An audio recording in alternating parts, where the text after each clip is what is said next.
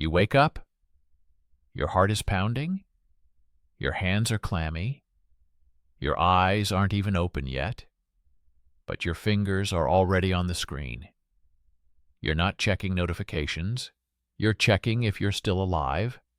Your app balance is in the red. 3 emails marked urgent. On Instagram, your former classmate is on a yacht. And you're still in bed. Shame creeps up your throat. This isn't laziness. This is fear.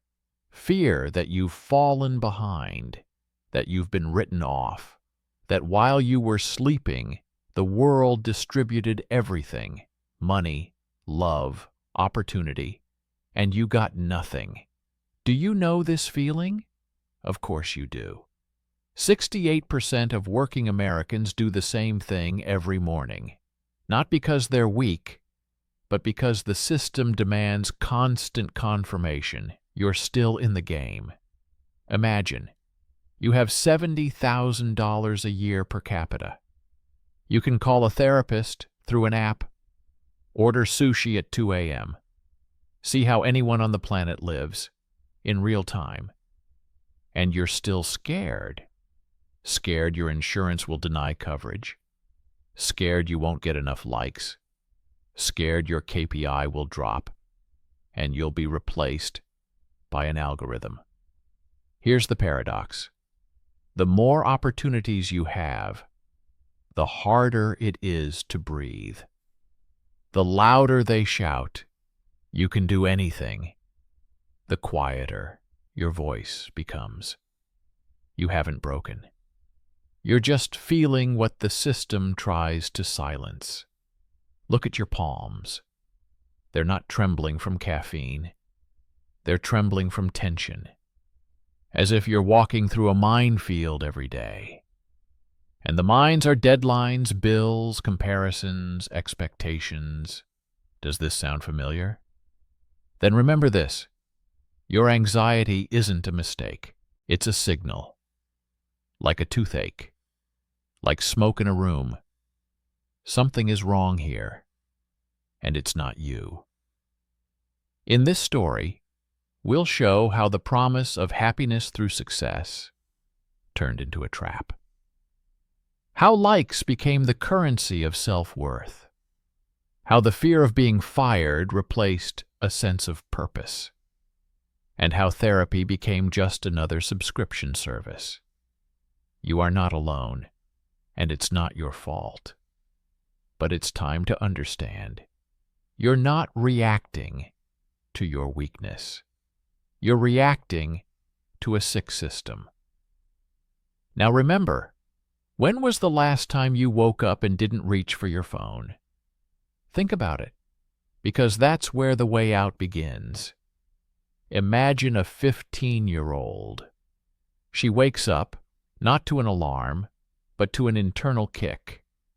Her hand reaches for her phone before her eyes can even focus. She isn't checking the weather. She's checking how many likes she has. On the screen, a friend is at the beach. Perfect makeup. A perfect sunset. The caption reads, "Just a dream day." Meanwhile, she has a pimple on her chin, homework due at midnight, and that feeling, I don't fit in. No anger, no envy, just deleting herself like an old post. This isn't a one-time thing, it's every day. Like the background hum of anxiety, like a debt on the credit card of her soul. Do you know this feeling? Of course you do, even if you're not 15. Why does this happen? Because social media isn't a platform for communication, it's a machine. And its fuel is your insecurity. Algorithms don't want you to be happy. They want you to keep coming back. And what makes you come back most often? Not joy, but fear. What if I missed something? What if everyone else is living better without me? You scroll and see someone else's perfect life. Your brain compares, then delivers a verdict. You're losing. You go back online to fix it, but instead of relief, you get another dose of comparison. This isn't a habit, it's a loop, designed not by a person, but by code. The code doesn't care if your hands are trembling. It only cares about one thing, that you stay on the screen. Here's a heart-stopping statistic. Over 40% of U.S. teenagers reported persistent symptoms of depression in 2023. Nearly 1 in 2. 12 years ago, that number was half. Coincidence? No. This is a turning point. The mass adoption of smartphones, the rise of Instagram and Snapchat, algorithms designed for attention, and an entire generation, like lab rats, in an experiment where self-esteem, not reaction, was measured. The problem isn't with teenagers. They haven't become weaker. The problem is that the world has turned them into spectators of other people's lives and judges of their own. Do you remember when you first felt not enough? Think about it. It's not your fault. It's the architecture of the trap. But if even those born into this world are drowning, what about adults? Those who are supposed to keep everything afloat. It turns out they have their own cage without likes, without filters, but with a different fear. What if there's no money tomorrow? What if you're simply erased from the system? And this cage is called the gig economy. He's 32 years old. His hands tremble over the keyboard, not from exhaustion, but from hunger. He hasn't eaten since morning because yesterday he transferred his last money for insurance. Today he received a denial. Coverage does not include psychotherapy. His heart pounds somewhere in his throat. His breath is short, as if his rib cage is cinched with wire. He tries to breathe deeper. It doesn't work. Sweat. Cold, clammy, a ringing in his ears like a train rushing straight through his skull. This isn't a bad day, it's a panic attack. And its trigger isn't an imaginary monster. Its trigger is a real question: food or insurance? Do you know this feeling? Of course you do, even if you still have a job. Because the system is designed so that you have to run just to stay in place. Fear. Fear. Fear. The gig economy promised freedom. Instead, it delivered endless deadlines and an empty wallet at the end of the month. Work used to give you not just money, but an identity.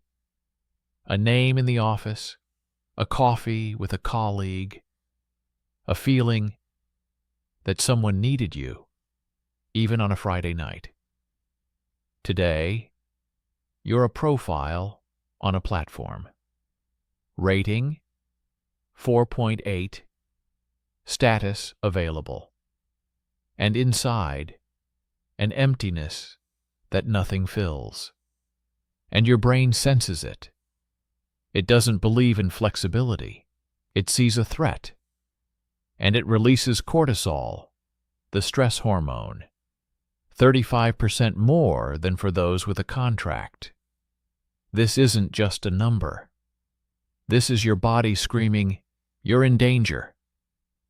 Imagine a country spending $4 trillion on healthcare, and you can't afford therapy. Because your plan is an illusion. It covers a broken leg, but not a broken psyche. It pays for pills, but not for the conversation that could save you from the abyss. Does this sound familiar? then remember, this isn't weakness. This is the price of a system where a person is a disposable resource, where freedom means you're alone against everything.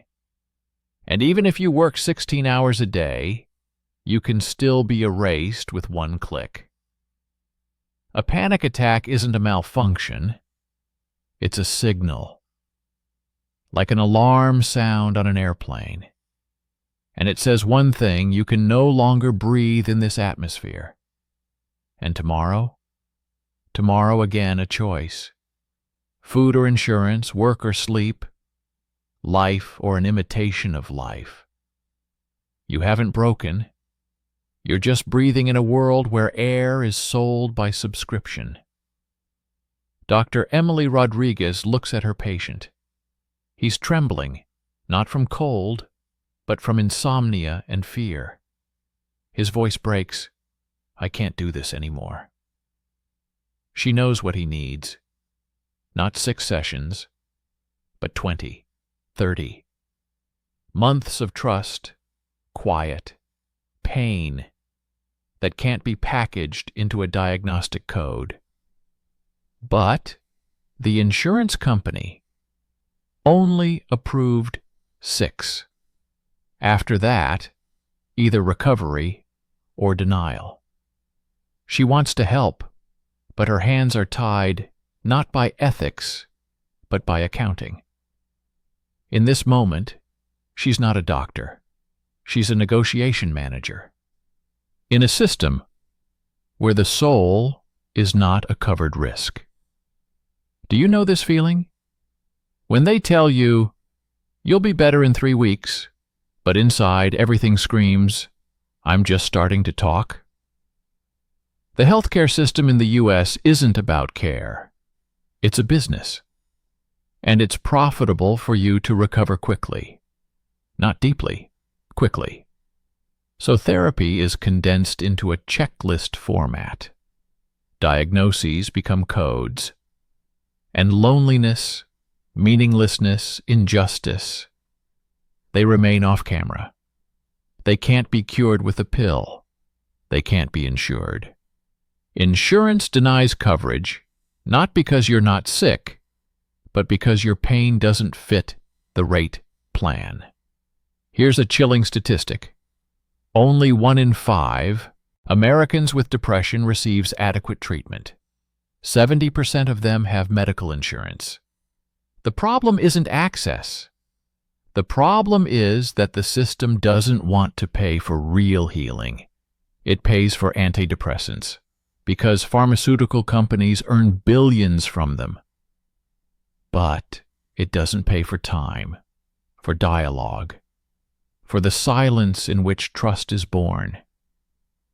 We spend trillions on bodies, but leave the psyche to self-sufficiency, as if the soul is optional, like a premium subscription.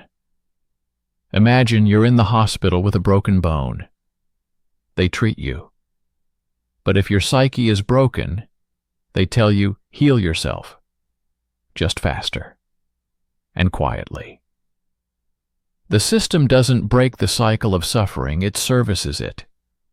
Like a light bulb replacement service, not a wiring repair. But what if the root of the pain isn't in you?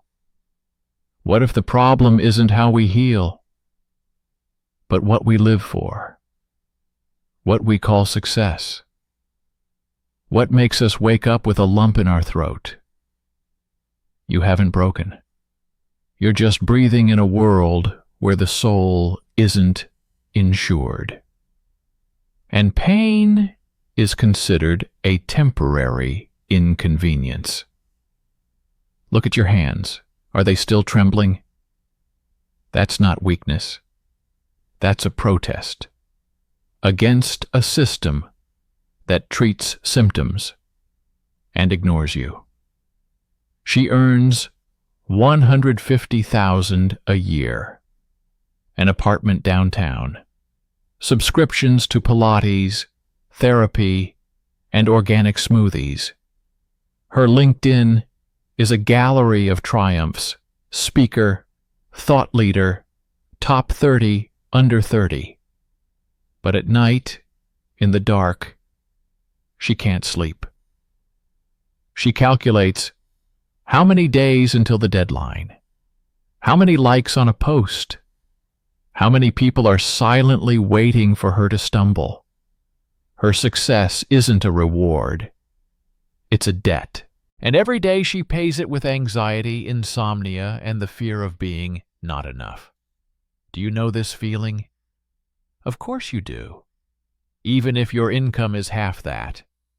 Because the system doesn't ask how much money you have. It asks, have you proven you're worthy?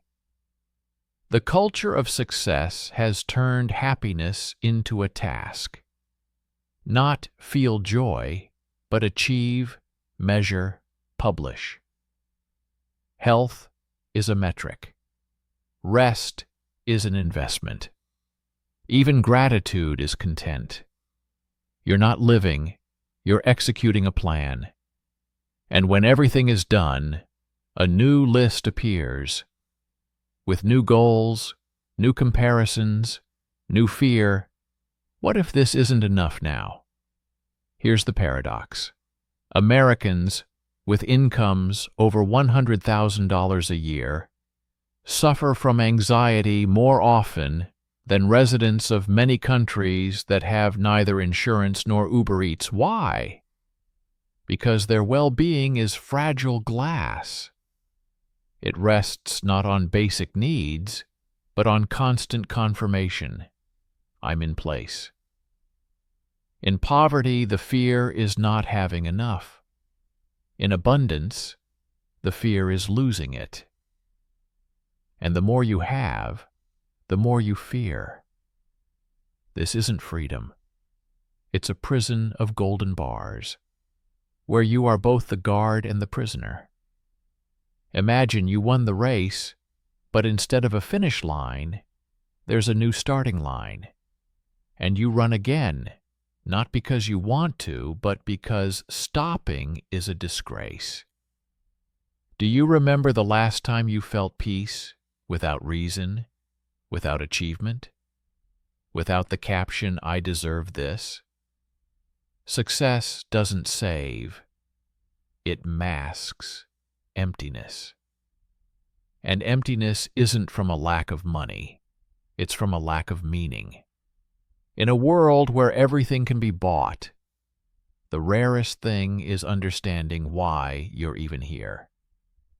Look at your hands. Are they still trembling? That's not weakness. That's your brain whispering, stop running, start living. His name is Marcus. He's 28.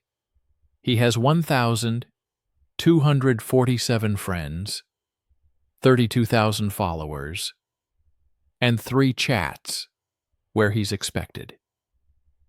But at 3 in the morning, when his heart pounded and the walls closed in like a vice, he didn't dial a single number. Do you know this feeling? Of course you do. We are connected, yet disconnected, on a neurobiological level. The digital age didn't unite us. It replaced touch with a notification, a glance with a like, tears with stories. Once a neighbor knew when you were grieving. Today, your best friend finds out about your breakup from a post and reacts with a heart emoji. Do you remember the last time you sat in silence with someone and it was comfortable? Not in a text, not on Zoom, but right beside them, where you could hear their breath, where you didn't have to be interesting. Oxytocin, the trust hormone, is produced when you look into another person's eyes, not into a camera, not at an avatar, but into living pupils. But algorithms don't pay for silence. They pay for content, for drama, for comparison, for anxiety, because it keeps you online. Here's a statistic that makes your chest tighten. 61% of young adults in the U.S. have online communities, but only 12% can name someone they would trust in a crisis.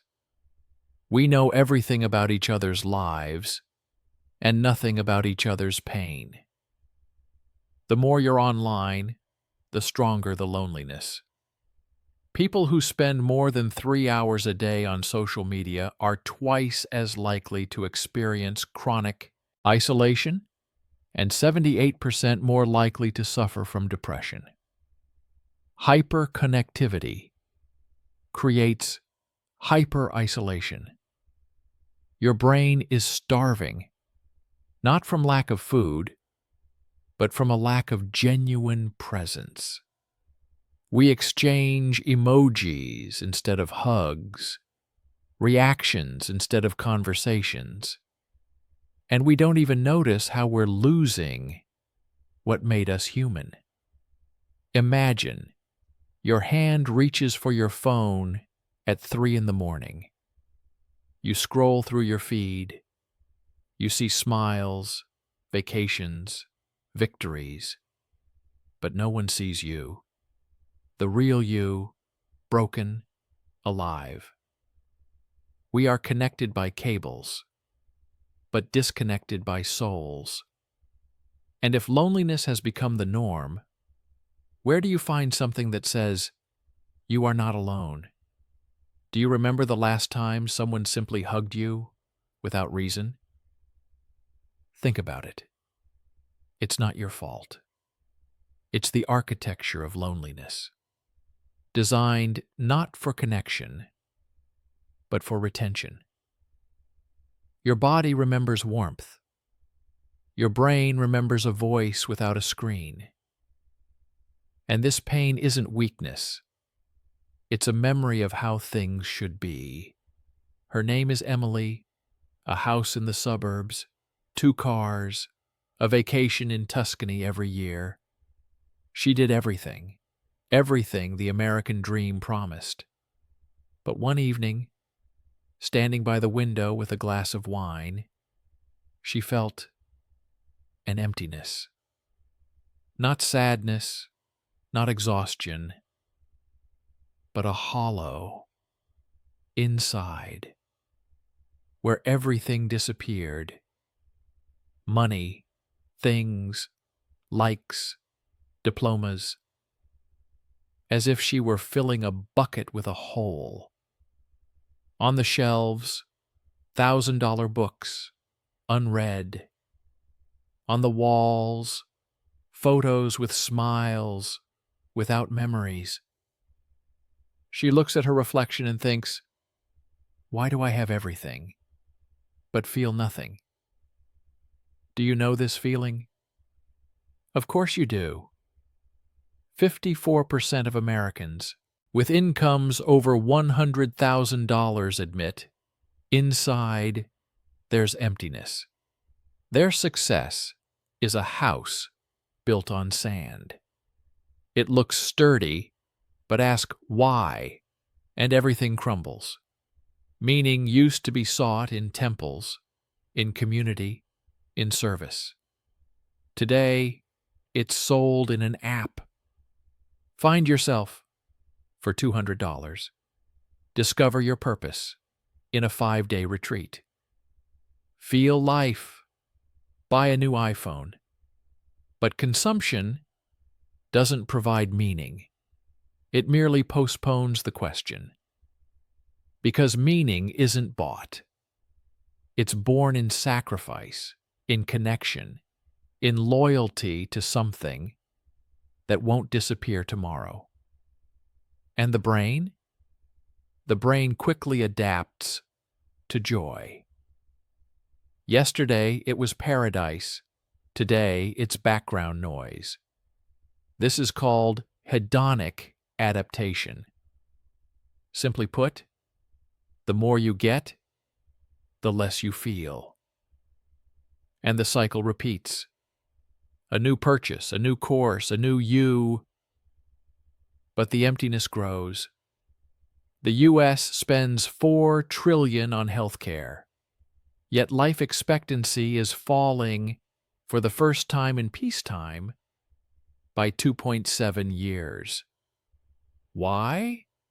Not cancer, not viruses, but diseases of despair, suicides, overdoses, cirrhosis, all from one thing: loss of meaning.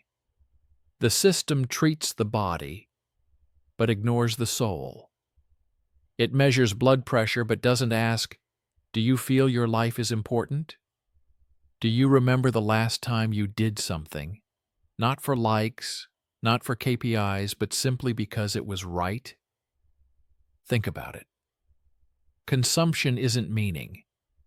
It's a substitute, like a plastic flower instead of a real one. It doesn't wilt, but it doesn't smell either. And your emptiness? It's not a mistake, it's hunger. Hunger for something real. You're not greedy, you're hungry for meaning. His name is Jason. He did everything right. He went to college. He worked 60 hours a week. He paid his mortgage. He saved for retirement. He never took out loans for foolish things. He never complained. But at 40, he woke up thinking, is this all there is?